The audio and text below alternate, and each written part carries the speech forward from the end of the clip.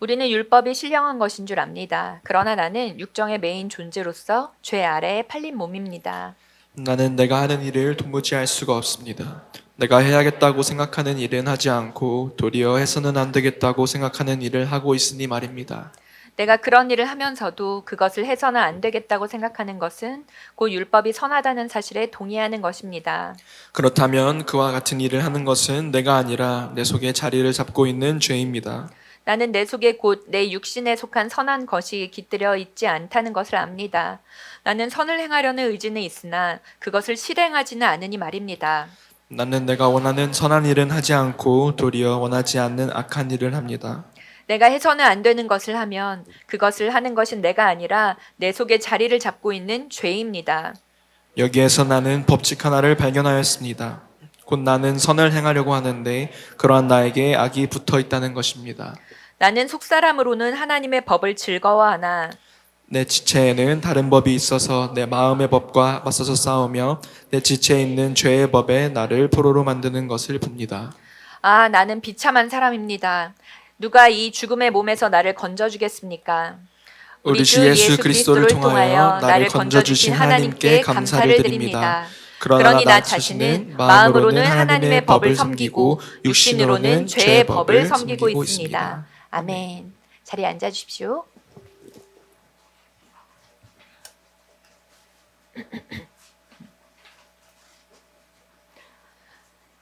자, 오늘 설교 제목은 원함과 행함 사이입니다. 오늘로 로마서 파트 1, 복음의 능력, 마지막 시간입니다. 오늘 13번째 시간인데 이제 로마서 상반기 마지막이고요. 이제 다음 주 2주년 감사 예배 드리고 그 이후에는 다윗 시리즈 사무엘서 말씀을 들어갑니다. I see you, 나는 주를 봅니다 라는 주제로 또 3개월 동안 이제 다윗 시리즈 나갈 거고요. 그 이후에 9월부터 다시 로마서 파트 2, 변화된 새로운 삶이라는 주제로 그렇게 올 한 해 동안 로마서와 그리고 사무엘서, 다윗 시리즈, 다시 로마서 이렇게 나가도록 하겠습니다. 로마서가 좀 어렵습니다라는 얘기를 가끔 듣습니다. 여기에는 두 가지 의미가 있다고 생각합니다. 먼저는 로마서가 좀 딱딱한 문체, 논증문이기 때문에 논리적인 글 그리고 딱딱한 문체로 되어 있어서 이것이 좀 어렵게 느껴집니다라는 이야기와 또 두 번째는 로마서에서 복음을 심도 깊게 다루고 있기 때문에 우리의 내면의 죄의 문제들과 맞닿을 수밖에 없습니다. 그래서 어렵다라기보다는 힘들다에 가깝다 이렇게 두 가지로 볼 수 있다고 생각합니다. 우리가 복음의 칼날, 일본 일식점에 가면 매우 날이 잘 드는, 잘 서 있는, 날이 서 있는 그러한 칼이 앞에 이렇게 있지 않습니까? 사용하지 않습니까? 그 복음의 날카로운 칼날 앞에 배임을 당할 때 어떻게 우리의 심령이 아프지 않을 수 있겠습니까? 도려내고 또 찢어내고 나의 죄가 발각되는 이러한 직면하는 경험은 정말 고개를 돌리고 싶고 그리고 여기에서 피하고 싶어 하는 것이 우리의 솔직한 심정일 것입니다. 그러나 이러한 죄를 직면하는 시간은 나의 죄가 보이고 나의 죄가 밝혀지고 발각이 되고 직면하는 그 시간이 바로 우리에게는 축복의 시간입니다. 회개로 이어지기 때문입니다. 마태복음 10장 34절 말씀 우리 같이 한번 읽어볼게요. 마태복음 10장 34절 시작. 너희는 내가 세상에 평화를 주려고 온 줄로 생각하지 말아라. 평화가 아니라 칼을 주려고 왔다. 아멘.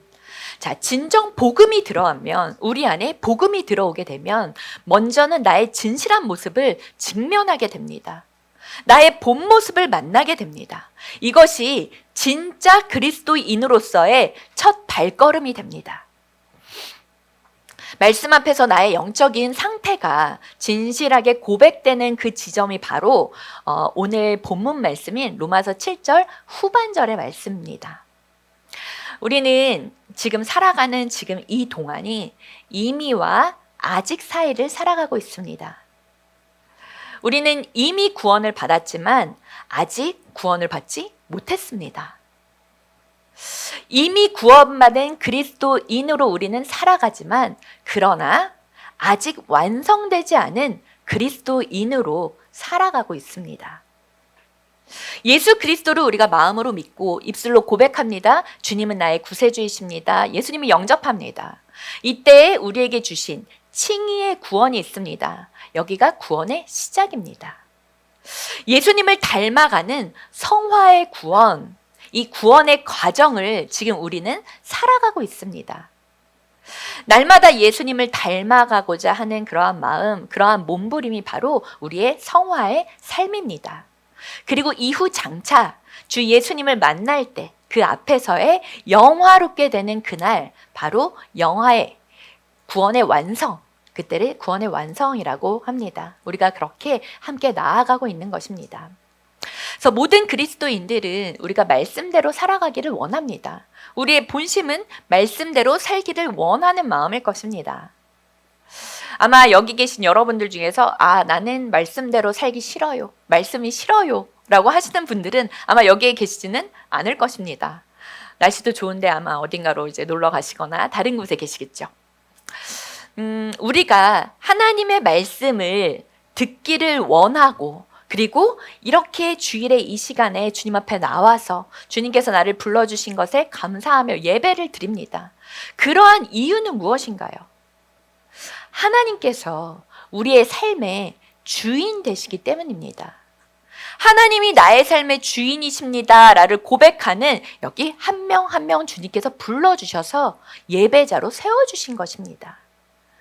나의 삶의 주인은 하나님이십니다. 나를 다스리시는 분은 하나님이십니다.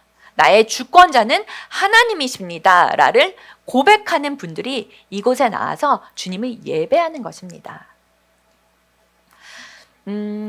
그렇게 우리가 하나님을 예배하고 그리고 그분의 말씀을 듣기를 원하고 또한 순종하며 살아가기를 원하는 것이 우리의 본심입니다.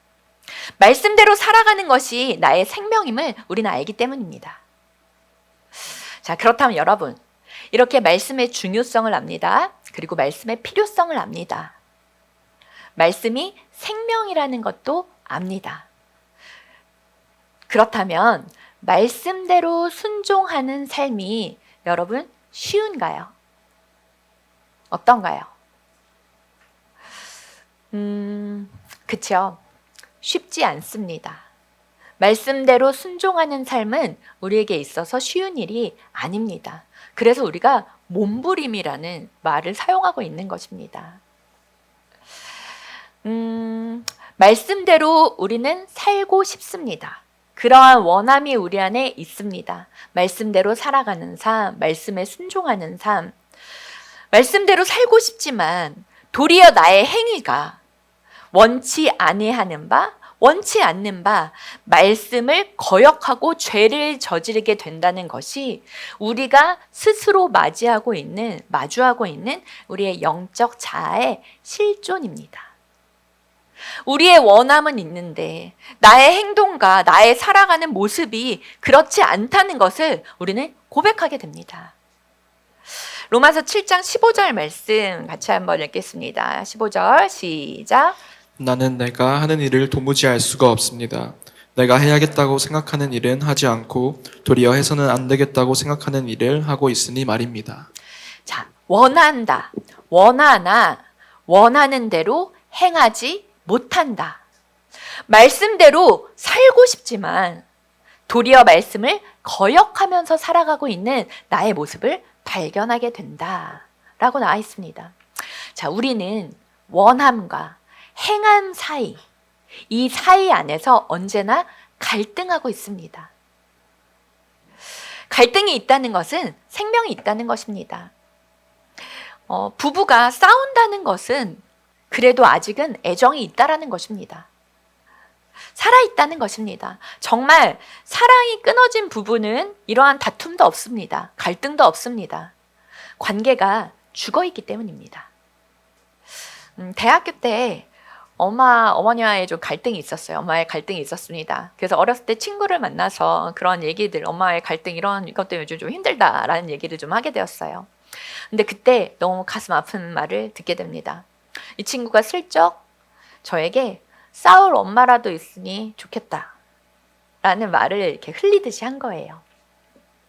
친구 어머니가 고등학교 때 암으로 일찍 돌아가셨기 때문입니다. 그때 그 미안함과 정말 그 친구의 말이 지금까지도 잊혀지지가 않아요. 갈등이 있다라는 것은 살아있다는 것입니다. 사도 바울의 이러한 내적인 갈등을 우리는 15절에서, 우리가 읽었던 15절에서 잘 볼 수가 있습니다. 철의 사람이었던 사도 바울조차도 이러한 갈등이 그 안에 있었구나라는 것을 우리가 알 수 있는 부분이죠. 아무리 강직해 보이는 사람이어도, 그리고 이 사람은 정말 하나님의 말씀이면 뭐든지 다 순종할 것 같은 그러한 사람이어도 인간은 다 내면에 연약함을 가지고 있습니다. 어거스틴의 고백론에 보면 죄의 본질에 대해서 자신의 이야기를 펼치고 있는 것이 있습니다. 우리 포도밭 근처에 배가 주렁주렁 열린 배나무 한 그루가 있었다. 하지만 그 배는 색도 맛도 특별히 좋아 보이지 않았다. 나와 몇몇 또래들은 그 나무에서 배를 훔쳐야겠다고 마음을 먹었다. 우리는 한밤중에 몰래 그곳에 모여 우리가 가져갈 수 있는 만큼의 많은 배를 훔쳤다. 하지만 먹으려고 했던 게 아니었기에 조금만 맛본 후 남은 배들을 모두 돼지에게 던져주었다. 우리의 진짜 즐거움은 해서는 안 될 일을 하는 데 있었다. 집에는 훨씬 좋은 배가 많이 있었지만 도둑이 되어보고 싶은 마음에 남의 배를 훔쳤다. 훔친 배들을 던져버리면서 내가 맛본 것은 나 자신의 죄였고 나는 그것이 무척이나 즐거웠다. 자, 어거스틴의 고백과도 같이 죄는 무척이나 즐겁습니다. 죄의 본질은 내가 하나님이 되는 것이기 때문입니다. 내가 왕이 되는 것이기 때문입니다. 내가 스스로 왕노릇을 하는 것이기 때문에 즐겁습니다. 우리가 하나님의 법을 알면 알수록 죄의 힘도 그 반작용으로 점점 더 증가하게 될 것입니다. 그리스도인의 마음속에는 두 가지 힘이 있습니다. 첫 번째는 나의 가장 깊은 자아에서는 하나님의 법을 따르기를 원하고 하나님을 더욱 사랑하고 하나님의 법을 사랑하는 마음이 우리의 깊은 곳에 있습니다. 그러나 동시에 하나님의 법을 미워하는 마음도 우리 안에는 공존합니다. 이렇게 이 두 가지의 갈등 가운데 우리는 살고 있습니다. 그리스도인의 마음 속에는 두 가지의 부르짖음이 있습니다. 첫 번째는 나의 곤고함, 내 자신의 곤고함 속에서 나오는 낙심의 부르짖음이 있습니다. 그리고 두 번째는 그리스도의 구원을 간절히 소망하는 그러한 희망의 부르짖음이 있습니다. 우리 안에 두 가지가 다 같이 있습니다. 18, 19세기의 목회자였던 찰스 시몬이 이렇게 말합니다. 내가 보기를 바란 두 가지가 있다. 하나는 나의 약함이고 다른 하나는 예수 그리스도의 얼굴에 있는 하나님의 영광이다. 나는 그 두 가지를 같이 보아야 한다고 생각한다. 자, 인간의 내면에는 이 두 가지 법이 공존합니다. 함께 있습니다. 죄의 법과 그리고 생명의 법입니다. 사도 바울은 이것을 오늘 솔직히 고백하고 있습니다. 이 7장 말씀에 보면요. 우리가 사도 바울 그러면 무엇이 먼저 떠오릅니까? 정말 성령으로 충만했던 사람, 그리고 무엇이든지 다 믿음으로 돌파하고 나아갔던 사람, 거의 반죽음이 되어도 다시 일어나고 또 일어나고 일어나는 불굴의 사도로 우리는 알고 있고 또 성경에서도 그렇게 증거하고 있습니다. 그러나 그러한 사도 바울의 내면에는 이러한 큰 갈등이 있다는 것입니다. 우리 로마서 7장 21절에서 23절 말씀 같이 읽어볼게요. 시작. 여기에서 나는 법칙 하나를 발견하였습니다. 곧 나는 선을 행하려고 하는데 그러한 나에게 악이 붙어 있다는 것입니다. 나는 속사람으로는 하나님의 법을 즐거워하나 내 지체에는 다른 법이 있어서 내 마음의 법과 맞서서 싸우며 내 지체에 있는 죄의 법에 나를 포로로 만드는 것을 봅니다. 자, 여러분, 우리 신앙생활 할 때 솔직해져야 합니다. 나의 혼자 있을 때의 모습, 내가 집에서 방에서 혼자 있을 때 나의 모습이 진짜 나의 모습입니다. 나 홀로 있을 때 하나님과의 나의 관계가 어떠한가?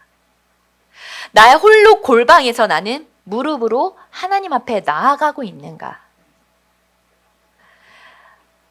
아무도 없는 그 곳에서 나 홀로 주님께 예배 드리고 있는가? 이것이 나의 진짜 신앙의 모습입니다.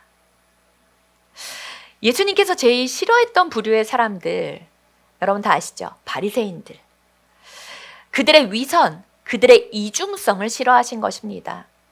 그들의 하고 있는 역할, 그들의 직분을 싫어하신 것이 아니라 그들의 거짓된 모습, 그리고 외식된 모습을 싫어하셨습니다. 그리고 굉장히 호되게 혼을 내셨죠. 교회 10년 되고 20년 되고 그렇게 다녀도 하나님 모를 수 있습니다. 하나님 없이 교회 생활이 가능하기 때문입니다. 동호회나 일주일에 한 번 모이는 그러한 건전한 클럽 정도로 문화생활로 그렇게도 할 수 있다는 것입니다. 정말 이거는 슬픈 일이지만 데이트 코스로 사용할 수도 있는 것입니다.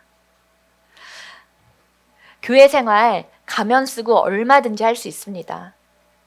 이곳에 들어올 때 딱 교회에서 어떻게 하는지 우리는 배워서 보고 압니다. 그러한 생활로 교회 생활이라는 거 할 수 있습니다. 하지만 그 중심에는 하나님이 없습니다. 하나님과의 인격적이고 그리고 하나님과의 개인적인 교제가 없습니다. 하나님을 사랑하는 마음도 없습니다. 우리 정말 솔직해집시다. 나의 믿음에 솔직하지 못하다면 교회 아무리 오래 다닌다고 하여도 예수님을 만날 수가 없습니다. 내 모습에 대해서 내가 스스로 보고 하나님 앞에 진실로 고백하지 않으면 정말 하나님과의 만남, 인격적인 교제는 없을 수도 있습니다. 그냥 그렇게 습관적으로 매주 나와서 예배드릴 수 있다는 것입니다. 그것이 단지 우리의 겉모습일 수 있습니다. 우리 이제 가면을 내려놓고 내가 지금까지 교회에서 썼던 가면을 내려놓고 정말 솔직한 마음으로 주님 앞에 나아가야 합니다. 더 이상 시간 낭비할 필요 없습니다. 여기 와서 그럴 필요가 없습니다. 저는 우리의 기도가 이랬으면 좋겠어요. 하나님, 나는 하나님께서 살아계신 것을 잘 모르겠습니다. 하나님께서 살아계신다면 저를 좀 만나 주십시오. 하나님, 나는 내가 죄인인지 잘 모르겠어요. 저는 괜찮은 사람인 것 같은데요. 나의 죄가 전혀 보이지 않아요, 주님. 내가 죄인이라는 것을 깨닫게 해주세요. 하나님, 나는 예수님이 나를 위해서 십자가에 달려 돌아가셨다는 사실이 나랑 도대체 무슨 상관이 있는지 잘 모르겠어요. 예수님의 십자가의 의미가 무엇인지 내 안에서 정말 깨달아지게 해주세요. 이러한 기도가 솔직한 기도입니다. 어떤 목사님께서 집회에 가셨는데 거기에서 한 중년의 여자분이 대표 기도를 하셨다고 해요. 그때 내용이 이렇습니다. 하나님, 나는 내 아들을 교통사고로 데려가셨을 때 당신을 죽도록 미워했습니다. 왜 내게 이런 일이 벌어졌는지, 왜 내 어린 아들을 그렇게 죽게 내버려 두셨는지 이해가 안 됩니다. 하나님이 없다고 생각하는 것이 나에게는 더 쉬웠습니다. 이렇게 대표 기도를 하자 정말 예배당안이 찬물 끼얹듯이 조용해졌다고 해요. 위로한다고 얘기하는 사람들이 더 싫었습니다. 아무도 만나고 싶지 않았습니다. 그러나 하나님께서는 나를 버리지 않으셨습니다. 어둠 가운데 홀로 울고 있던 나를 예수님이 찾아오셨습니다. 나를 만나주시고 내 아픔을 주님께서 만져주셨습니다. 치유해 주셨습니다. 이제 빛 대신 예수님이 내 안에 계십니다. 자, 이러한 기도가 바로 능력 있는 기도입니다. 왜냐하면 솔직한 기도이기 때문입니다. 진실한 기도를 주님 앞에 드린 것이기 때문입니다. 나의 감추어졌던 것들이 드러날수록 그 기도는 진실해집니다. 이해할 수 없는 일들 우리 많이 겪습니다. 많이 있습니다. 하지만 그 중에서도 가장 이해할 수 없는 것은 나의 자아 아닙니까? 나의 모습 아닙니까? 계속적으로 갈등하고 있는, 그리고 뭐가 진짜인지 스스로 알 수 없는 나의 모습이 가장 이해할 수 없는 모습이 아닌가요? 오래된 노래인데 가시나무라는 곡이 있습니다. 가사, 내 속엔 내가 너무도 많아 당신의 쉴 곳 없네.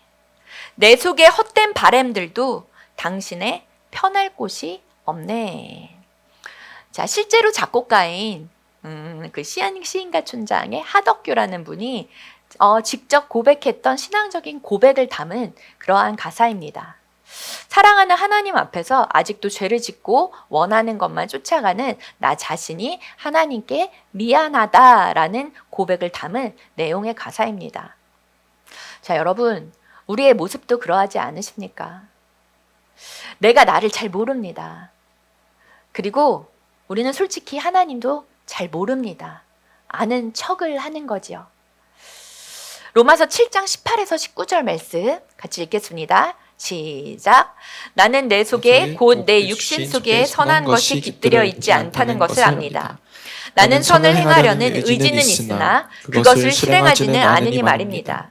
나는 내가 원하는 선한 일을 하지 않고 도리어 원하지 않는 악한 일을 합니다. 자, 일본 사람들이 쓰는 관용어가 있습니다.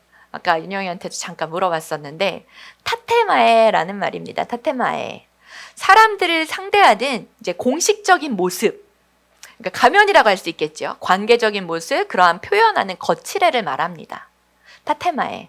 이거와 반대되는 의미로는 혼내라는 말이 있습니다. 혼내. 혼내는 깊은 속성, 본성, 본심, 그러한 진심을 말하는 것입니다. 일본 사람들 속을 잘 알 수가 없어 라는 얘기를 합니다. 근데 일본 사람만 그런가요? 아닙니다. 우리나라 사람들 더 합니다. 아니, 나의 모습을 봐도 그렇습니다. 더 하죠. 이중인격 아니라 3중, 4중, 5중 여러 가지 인격을 골라서 나는 가면을 씁니다. 우리 교회 안에서도 볼 수 있습니다. 하지만 정말 말하기가 불편한 것, 말하기 제일 불편한 사람은 어떻게 보면 겉과 속이 다른 사람일 것입니다. 나의 무엇을 고백하기도 어렵게 되죠. 가식적인 사람, 위선적인 사람, 사실 대화하기 어렵습니다. 자, 여러분, 예수 믿는 사람은 먼저는 진실해야 합니다. 나의 겉에서의 모습과 나의 속사람의 모습이 같아야 합니다. 예수님께서는 우리의 속사람과 교제하시기 때문입니다. 하나님은 우리의 중심을 보시기 때문입니다. 속사람과 겉사람의 일치도 중요하지만 또 더 중요한 것이 있습니다. 우리 안에서에 나타나는 내적 갈등이 있다는 것을 우리가 인식하는 것입니다. 내 안에서 두 자아가 싸우고 있다는 것을 내 스스로가 깨닫는 것입니다. 우리 그렇지 않습니까? 내 안에 선한 것이 있습니다. 분명히. 하지만 내 안에 악한 본성도 있습니다. 죄된 본성이 있습니다. 끊임없이 이 둘의 관계 가운데 전쟁을 하고 있다는 것입니다. 계속적인 갈등이 우리 안에서 빚어지고 있다는 것입니다. 내 안이 마치 전쟁터 같습니다. 사도 바울의 고백과도 동일합니다. 우리는 압니다. 말씀대로 살아가는 것이 가장 중요하고 좋은 일이라는 것을 압니다. 그리고 그것이 생명이라는 것을 우리가 압니다. 아는 것뿐만이 아니라 우리는 원합니다. 내가 정말 말씀대로 살길 원합니다. 매일 큐티하고 아침에 샴으로 예배 드리면서 이 말씀대로 살아가길 원합니다. 그렇게 오늘 하루를 살게 해주세요. 우리의 원함이 여기에 있습니다. 그러나 그 원하는 대로 살아가지 못하는 나의 모습을 우리는 매일매일 직면하게 되는 것입니다. 마치 매일 실패하는 듯한 그러한 나의 자아를 직면하게 됩니다. 그러한 내가 있는 것입니다. 나는 내가 원하는 선한 일은 하지 않고 도리어 원하지 않는 악한 일을 합니다. 이 바울의 고백이 바로 우리의 고백입니다. 선하게 살아가기를 원합니다. 그러나 자꾸 악을 행하게 됩니다. 게임 손에서 놓고 싶으시죠?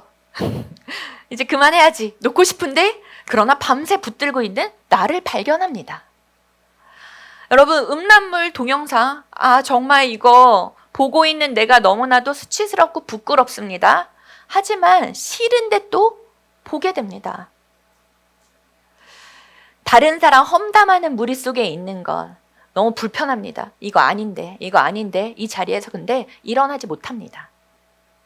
똑같이 앉아서 추임새를 넣어주고 있는 나를 발견하게 됩니다. 그러한 나를 마주하게 됩니다.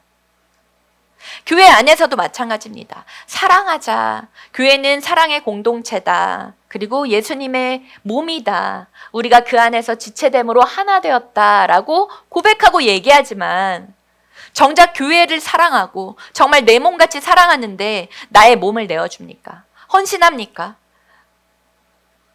나의 시간을 드립니까? 나의 물질을 드리고 있습니까? 사랑하는데 옆에 지체가 어려움이 있다. 이러한 고백을 하게 되면 그를 위해서 기도하고 정말 함께하고 있습니까? 함께 웃고 함께 울고 있습니까? 아니면 에고 어쩌나 찌찌 그러면서 남의 일 대하듯이 하고 있지는 않습니까? 어찌합니까? 어찌할꼬? 사도 바울의 이 탄식이 우리 안에도 있지 않습니까? 내 속에 원함은 있으나 선을 행함이 없는 것입니다. 선을 행하고 싶은데 잘 안 되는 나의 모습을 직면하게 됩니다. 24절의 말씀, 나는 비참한 사람입니다. 누가 이 죽음의 몸에서 나를 건져주겠습니까? 바울의 절규입니다. 사도 바울의 절규가 여기에 담겨 있습니다. 근데 우리도 이러한 마음이 있지 않습니까? 나는 공고한 사람이로다. 주님, 나는 정말 비참합니다. 정말 이 죽음의 몸에서, 이 사망의 몸에서 어떻게 나를 좀 건져주실 수 있습니까? 뭉크의 절규라는 그림 아시죠? 이렇게. 이러한 내면의 절규가 사도 바울의 절규, 사도 바울의 내면에 있는 절규이지만 우리들도 내면에서 터져 나오는 비명이 있지 않습니까? 나 스스로에 대한. 사도 바울이 얼마나 처절한 영적 전쟁에서 그 내면 안에서 있었는지 볼 수 있는 대목이지만 이것은 남이 아니라 우리 안에서도 볼 수 있는 대목입니다. 바울은 엄청난 고난을 감수하면서 복음을 전한 사도입니다. 그가 당했던 고난을 생각하면 돌에 맞고 그리고 태장으로 맞고 강도의 위험, 풍랑의 위험, 광야의 위험, 굶고 잠도 못 자고 헐벗고 마치 죽은 사람과도 같은 경험을 계속적으로 합니다. 그럼에도 불구하고 사도 바울은 그에게 맡겨진 사명을 끝까지 이루기 위해서 나아갑니다. 그러한 외적인 고통이 계속적으로 있지만 그것이 문제가 되지 않습니다. 하지만 바울의 비참한 고백은, 비참한 변명은 자신의 내면을 들여다 봤을 때 이 안에서 있는 전쟁인 것입니다. 외부에서 아무리 오는 그러한 다가오는 어려움과 고통의 문제가 아니라 내 안에 죄와 싸우는 것이 나에게 있어서 가장 큰 문제고 나의 끊임없는 영적인 전쟁이다라고 고백하는 것입니다. 나 자신의 죄인됨을 철저히 깨닫게 될 때 터져 나오는 괴로운 비명이 바로 이 말씀 속에 있는 것입니다. 나는 정말 비참한 사람입니다. 이것은 비단 사도 바울만의 고백이 아닐 것입니다. 그의 경험만이 아닐 것입니다. 우리도 동일합니다. 이 두 본성 안에서 우리는 계속적으로 싸우고 있습니다. 그리고 이러한 고백이 우리에게는 결국적으로 필요한 고백이 됩니다. 주님, 나는 정말 괴롭습니다. 주님, 나는 공고합니다. 주님, 나는 비참한 사람입니다. 주님, 제발 나를 살려주십시오. 도와주십시오. 하나님, 내 힘으로는 할 수가 없습니다. 내 힘으로는 나를 내가 움직일 수가 없습니다. 내 힘으로는 주님께서 원하시는 그 선한 길을 걸어갈 수가 없습니다. 이 고백이 우리의 구원을 이루어가는 성화, 제대로 된 시작이 될 것입니다. 이때야 율법 안에서의 우리의 갈등, 우리의 계속적인 영적인 전쟁, 이 두 본성 사이의 갈등을 해결해 줄 수 있는 유일한 고백이 될 것입니다. 그리고 이 고백에서부터 하나님께서 우리를 인도해 주시고 이끌어 주시기 시작합니다. 예수 그리스도의 빛이 우리 안에 비춰지기 시작할 때, 성령님께서 우리 안에 임재하셔서 나를 다스리시기 시작하실 때, 그리스도의 십자가의 은혜가 살아 움직이는 생명의 역사가 되는 것은, 그리고 내 안에서 역동하기 시작하는 그때 그 우리의 구원은 내 안이 아니라 위로부터 임하시는 하나님의 은혜, 성령님으로 말미암아 시작된다는 것을 우리는 알 수 있습니다. 우리 25절 같이 한번 읽어보겠습니다. 25절 시작. 우리 주 예수 그리스도를 통하여 나를 건져주신 하나님께 감사를 드립니다.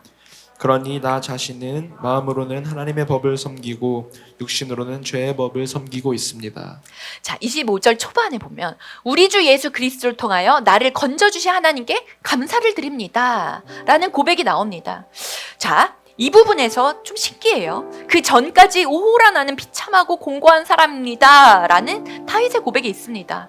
그런데 마치 무슨 조울증 환자와도 같이 바울의 고백이 돌연 변합니다.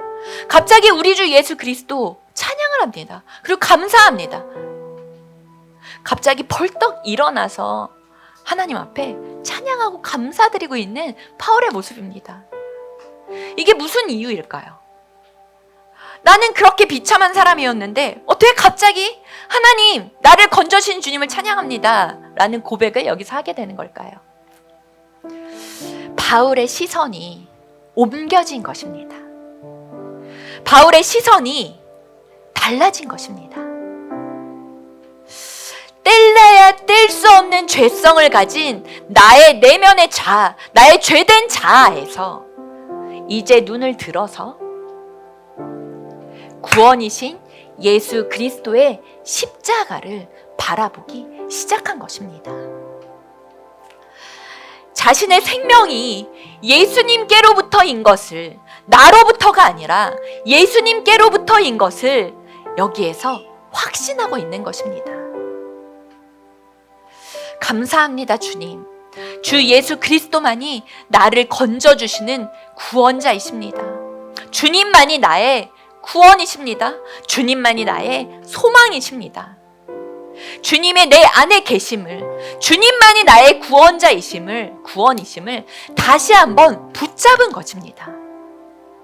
여러분, 그리스도인으로 살아가는 것, 성도로 살아가는 것 쉽습니까? 어렵습니다. 외부적으로도 어렵고 내 안에서도 어렵습니다. 그 안에 갈등이 있기 때문입니다. 나와도 갈등이고 내 안을 들여다봐도 갈등입니다. 그 안에 소망이 있습니까? 아니, 없습니다. 내 자신을 들여다보면 절망입니다. 어느 날은 괜찮은 것 같은데 어느 날은 또 무너집니다. 어느 날은 나는 선하게 살아가는 나의 모습을 보는 것 같아 기쁘지만 잠시 감정일 뿐일 때도 있습니다. 금세 나는 실패감으로 돌연 변합니다.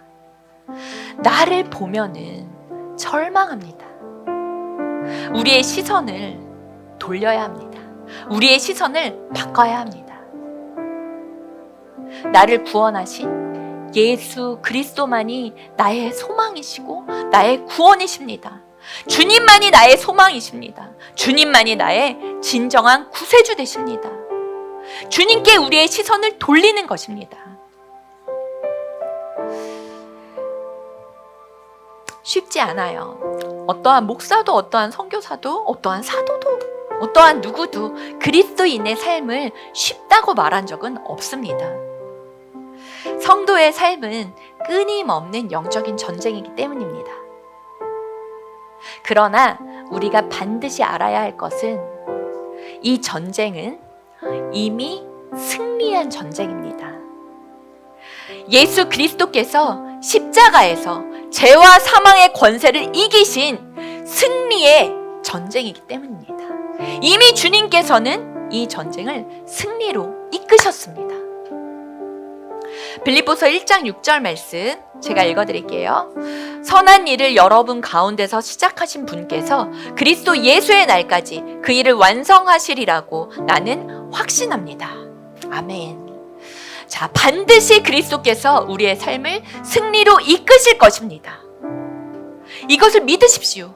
나의 삶은 실패가 아닙니다. 나의 삶은 절망이 아닙니다. 지금 나의 모습은 이렇다 하더라도 예수님께서 반드시 승리로 이끄실 것입니다.